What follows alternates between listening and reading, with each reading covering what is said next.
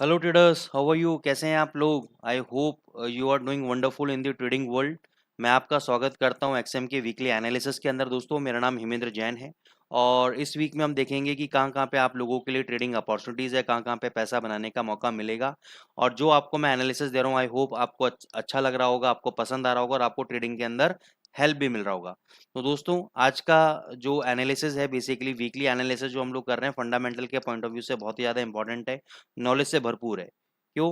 क्योंकि पिछले 15-20 दिन से आप लोग देख रहे होंगे कि डॉलर जो है फंडामेंटल्स को सपोर्ट नहीं कर रहा।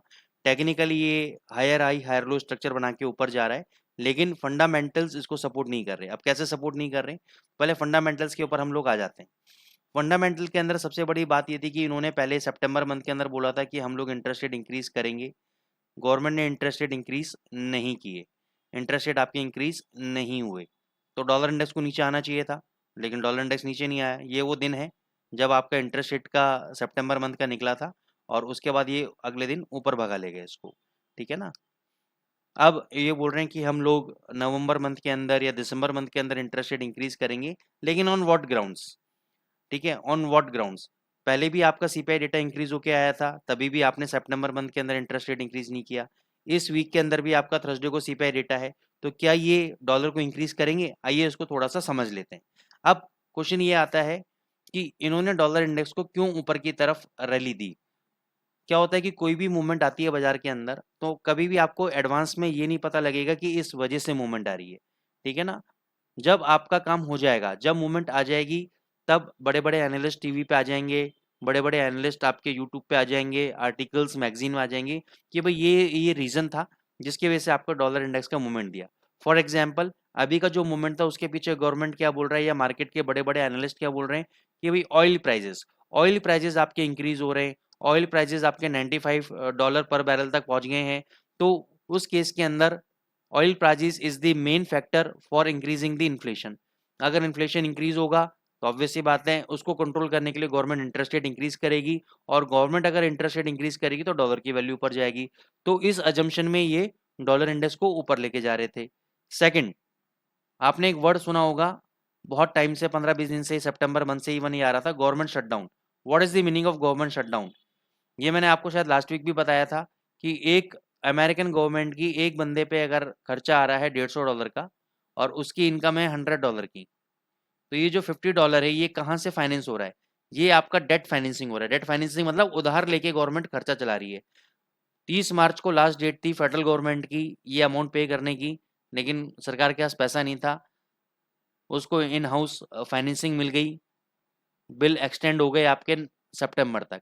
30 सितंबर को इन्होंने हाथ खड़े कर दिए, जी नहीं है पैसा। फिर गवर्नमेंट ने 15 नवंबर तक इनकी डेट एक्सटेंड कर दी है।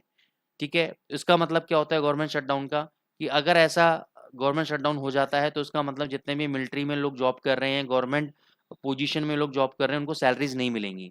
अगर उनको सैलरीज नहीं मिलेंगी इसका मतलब economy is not performing. If economy is not performing then why the currency is moving on the upside? भाई, करेंसीज में तो हम तब इन्वेस्ट करते हैं ना जब हमें किसी इकोनॉमी की आर्थिक स्थिति मजबूत होती है। यहाँ पे अगर आर्थिक स्थिति मजबूत नहीं है, आप क्यों इंक्रीज कर रहे हैं आप लोग गवर्नमेंट करेंसीज को? तो ये एक फंडामेंटली सपोर्ट नहीं कर रहा था। कमिंग वीक के अंदर आपका थर्सडे सीपीआई डेटा है, लेकिन वो सीपीआई डेटा कौन से मंथ का है? वो सितंबर मंथ का है। अच्छा, अब जैसे मैंने कहा ऑयल प्राइजेस, तो ठीक है, मैंने मान ली इन लोगों की बात कि भाई ऑयल प्राइजेस बढ़ रहे थे, ठीक है ना, तो इन्फ्लेशन का खतरा है। लेकिन अब क्या है? अब तो ऑयल प्राइजेस एकदम से देखो कितना अच्छा डाउन आ गए हैं। तो मैं सरकार से पूछना चाहता हूँ कि भाई अब क्या होगा? इसका मतलब सीपीआई डेटा आपका नेगेटिव आना चाहिए। लेकिन अब ये कहेंगे नहीं, सितंबर मंथ में तो बढ़ा हुआ था ऑयल, भाई ये आप जो रैली देखोगे ऑयल के अंदर, ये सितंबर मंथ की रैली है। तो इसका मतलब जो कमिंग थर्सडे को आपका सीपीआई डेटा आएगा वो क्या आएगा? इंक्रीज हो के आएगा। बट मेरा क्वेश्चन ये है कि क्या वो जेन्युइन डेटा होगा? क्योंकि अगर मैं प्रेजेंट डेट पे बात करूं तो प्रेजेंट डेट पे तो ऑयल गिर चुका है। इसका मतलब अब जो नेक्स्ट सीपीआई डेटा निकलेगा, यानी नवंबर मंथ के अंदर जो सीपीआई डेटा निकलेगा अक्टूबर मंथ का, वो नेगेटिव आना चाहिए। तो अगर पहले से ही हम इस चीज को डिस्काउंट कर लें कि आने वाले सीपीआई डेटा नेगेटिव रहेंगे, तो इंटरेस्ट रेट बढ़ने के तो चांसेस ही नहीं है, और इंटरेस्ट रेट नहीं बढ़ेंगे तो डॉलर के बढ़ने के चांसेस नहीं है। तो ओवरऑल कंक्लूजन इज दिस कि अगर सीपीआई डेटा आपका थर्सडे को इंक्रीज होके आता भी है, तो भी डॉलर को नहीं इंक्रीज होना चाहिए, डॉलर को नीचे जाना चाहिए। तो आई होप आपको कुछ फंडामेंटल्स करेक्ट हो रहे होंगे, आप लोगों के कुछ थॉट प्रोसेस में चेंज आ रहा होगा आप लोगों के।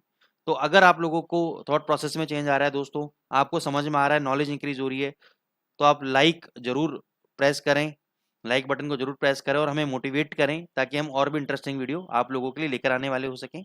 वापस चलते हैं। टेक्निकली मैंने आपको बोला था कि 107.10 पे जब तक 2 दिन इसके ऊपर सस्टेन नहीं करेगा तब तक ये ऊपर 109 या 1010 तक नहीं जा सकता। डेली चार्ट पे आ जाते हैं हम लोग। मैंने आपको पहले भी बोला था कि यहाँ से ये इसने रिवर्सल लिया है, वापस यहाँ से रिवर्सल लेने की कोशिश कर रहा है, लेकिन अभी भी डॉलर को जो मेन फैक्टर है मूवमेंट का वो है ट्रेजरी यील्ड्स। ट्रेजरी यील्ड्स, ठीक है। अभी ट्रेजरी यील्ड्स क्या है आप गूगल पे सर्च कर लेना, क्योंकि ये इस वीडियो के टाइम लिमिट के बाहर है, तो मैं ट्रेजरी यील्ड्स अभी आपको नहीं समझा सकता, लेकिन treasury yields is the main factor behind the dollar movement.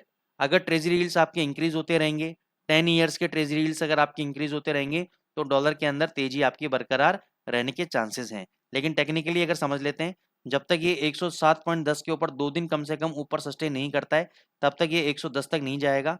ये नीचे आपका 105.40 और 104 डॉलर तक आ सकता है। अब दूसरी बात, क्या इसमें रिवर्सल आ चुका है? क्या डॉलर इंडेक्स के अंदर रिवर्सल आ चुका है? अभी नहीं आया। क्यों नहीं आया? क्योंकि रिवर्सल के लिए अगर मैं फिबोनाची को लगाता हूं, तो फिबोनाची और higher high higher low structure दोनों कॉन्सेप्ट, दोनों थ्योरीज मेरे को क्या सजेस्ट कर रहे हैं कि 105.60 के नीचे, जब तक इस स्विंग लो के नीचे ये क्लोजिंग नहीं दे देता डॉलर इंडेक्स, तब तक इसमें डाउन ट्रेंड नहीं है। अगर एक बार इसके नीचे क्लोजिंग दे दी, क्लोजिंग देने के बाद वापस ही ऊपर जाता है, तो this is considered as an corrective wave on the down side. तो ऊपर जाएगा तो हम इसको सेल पोजीशन इसमें लेंगे, ये वापस नीचे आएगा। लेकिन एक बार इसका 105.60 के नीचे क्लोज होना जरूरी है, उसके बाद आप समझ लेना कि डाउन ट्रेंड स्टार्ट हो गया है। लेकिन डाउन ट्रेंड ऐसे नहीं कि सीधे सीधे आ जाएगा। मैंने आपको मार्केट का स्ट्रक्चर समझाया हुआ है कि मार्केट ऑलवेज मूव है ना, impulsive wave then corrective wave, impulsive wave then corrective wave. तो अगर बाजार 105.60 के नीचे बंद होता है, तो ऐसे नहीं सीधे सीधे नीचे आएगा, एक करेक्टिव वेव देगा फिर नीचे आएगा। तो जब भी बाउंस बैक मारेगा आप शॉर्ट की पोजीशन डॉलर इंडेक्स के अंदर ले सकते हो, या इसके बेसिस पे आप यूरो यूएसडी और जीबीपी यूएसडी के अंदर पोजीशन बना सकते हो। अब आ जाओ यूरो यूएसडी पे। यूरो यूएसडी ने बहुत बढ़िया शॉर्ट टर्म टाइम फ्रेम के अंदर आपका 2 घंटे में देखो राउंडिंग बॉटम दिया है। राउंडिंग बॉटम के साथ साथ यहाँ पे सपोर्ट पे रीटेस्टिंग किया, वापस ऊपर जा रहा है। इमीडिएट बेसिस पे 1.0600 का आपका रेजिस्टेंस लेवल है। इसके ऊपर अगर 2 दिन क्लोज दे देता है, 2 दिन अगर क्लोजिंग दे देता है और उन दोनों दिन के कैंडल का हाई ब्रेक हो जाता है, तो नेक्स्ट टारगेट आपका 816 का मिनिमम टारगेट मैं आपको दिखा दूंगा यूरो यूएसडी के अंदर, ठीक है। अब हम आ जाते हैं जीबीपी यूएसडी के अंदर। जीबी यूएसडी पे मैं डेली चार्ट पे आपको कुछ दिखाना चाहता हूँ। डेली चार्ट पे आपका एक बुलिश एनगल्फिंग कैंडल बना है, बुलिश एनगल्फिंग कैंडल बना है फर्स्ट। सेकेंडली ये जो स्टीप डिक्लाइन था, that is called the steep decline. Steep decline से आपका ब्रेकआउट हो गया, 2 कैंडल ने ब्रेकआउट दे दिया है। अगर मंडे को इसका हाई ब्रेक होता है, तो next target would be 2400 in this week. और जब तक ये 2000 के लेवल को ब्रेक नहीं करता है, तब तक कोई भी डिप आता है आपके लिए बाइंग अपॉर्चुनिटी है। क्योंकि क्या होता है जनरली ब्रेकआउट के बाद ना, एक होता है रीटेस्टिंग। क्या होता है? Retesting. Retesting for what? Retesting of the support levels. अगर ये सपोर्ट लेवल को रीटेस्ट करना आता है, यानी 2100 इज दी इमीडिएट बेसिस पे सपोर्ट लेवल। अगर 2100 का लेवल ब्रेक नहीं होता है, then there is a high probability कि that it can move up to 2400 levels, right. फिर हम आ जाते हैं एयूडी यूएसडी के ऊपर। एयूडी यूएसडी पे अगर आपको याद हो, मैं आपको बहुत टाइम से एडवोकेट कर रहा हूँ वीकली एनालिसिस के अंदर, आप पुराने वीडियो जाके देखें कि 0.6290 पे हमें बाय करना है, लॉन्ग टर्म पोजीशन बनानी है। 6190 का आपको स्टॉप लॉस देना है क्लोजिंग बेसिस पे। यहाँ पे देखो इसने लो लगाया 0.6285 और कहाँ पे बंद हुआ है? 6384। 100 पे आपको क्लोजिंग बेसिस पे अभी भी मिल रहे हैं, लेकिन मैं बोल रहा हूँ ये अभी भी स्ट्रॉन्ग है। अगर 6190 तक का आप अगर स्टॉप लॉस देख सकते हो, होल्ड कर सकते हो, तो यहाँ तक आप होल्ड करो। यहाँ से 6500 और 6600 कभी भी जा सकता है, क्योंकि इसका रिलेशन गोल्ड के साथ में है। इसमें इंडिविजुअली पेयर के अंदर, इंडिविजुअली एयूडी के अंदर जो भी नेगेटिव न्यूज आनी थी वो आ चुकी है। अब ये गोल्ड के मर्सी पे है, it's depend on the gold's movement. Gold movement समझ लेते हैं। गोल्ड मूवमेंट पे डेली चार्ट पे देखो बहुत बढ़िया बुलिश एनगल्फिंग पैटर्न बनाया है इसके अंदर भी।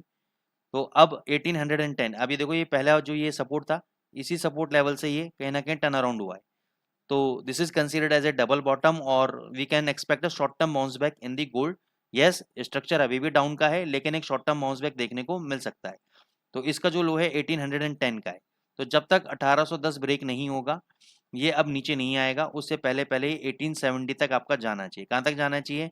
1870 तक जाना चाहिए। तो अब आपको 1832 पे बाय करना है या 1825 पे बाय करना है, ये आपका डिसीजन है। फाइनल स्टॉप लॉस 1810 का है। 1810 अगर टूटा तो ये 1790 तक मिनिमम रुकेगा और फिर आपका नीचे 1770 तक भी आ सकता है, एक नई रैली नीचे की तरफ दे सकता है। लेकिन इस वीक में मेरे को लग रहा है एक बार इसको 1870 तक टच करना चाहिए या 1860 तो मिनिमम जाना ही चाहिए। तो ये एनालिसिस को आप एक बार फॉलो कर लीजिएगा। ये इंपॉर्टेंट सपोर्ट लेवल्स मैंने आपको बता दिए हैं, रेजिस्टेंस लेवल बता दिए हैं। डिस्क्लेमर यहाँ पे देना चाहूँगा दोस्तों कि जो लेवल्स मैंने बताए हैं आपकी एजुकेशनल पर्पज से बताए हैं, ताकि आपको ट्रेडिंग के अंदर हेल्प हो जाए, नॉलेज थोड़ी सी आपकी इंक्रीज हो जाए। कोई भी प्रॉफिट एंड लॉस आता है उसके लिए ना तो मैं, ना ही एक्सएम का कोई एम्प्लॉय, ना एक्सएम खुद कंपनी लायबल रहेगी। तो ये आपको चीज़ समझनी होगी। Thank you so much.